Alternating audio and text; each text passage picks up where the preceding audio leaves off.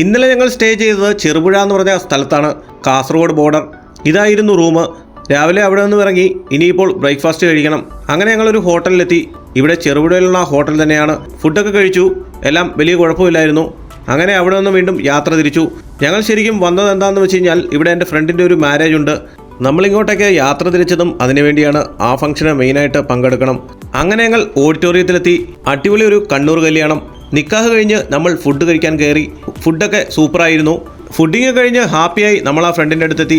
അവിടെ നിന്നിട്ട് ഒരു സെൽഫിയൊക്കെ എടുത്ത് പിന്നെ ഒരു വീഡിയോയ്ക്കും പോസ്റ്റ് ചെയ്ത് ഞങ്ങൾ യാത്രയൊക്കെ പറഞ്ഞ് അവിടെ നിന്നും തിരിച്ചു. മനോഹരമായ മലയോര ഹൈവേയിൽ കൂടി ചെറുപുഴ വഴി ഇങ്ങനെ യാത്ര തിരിക്കുകയാണ്. പ്രകൃതി രമണീയമായ സ്ഥലമൊക്കെ ഉണ്ട്, വല്ലാത്തൊരു എക്സ്പീരിയൻസ്. കുറച്ച് ഭാഗത്തൊക്കെ റോഡ് പണിയായതുകൊണ്ട് റോഡ് ഇങ്ങനെ പൊളിഞ്ഞു കിടക്കുകയാണ്. അവിടെ കൂടിയൊക്കെ യാത്ര ചെയ്ത് നേരെ ഞങ്ങൾ കോഴിക്കോടെത്തി.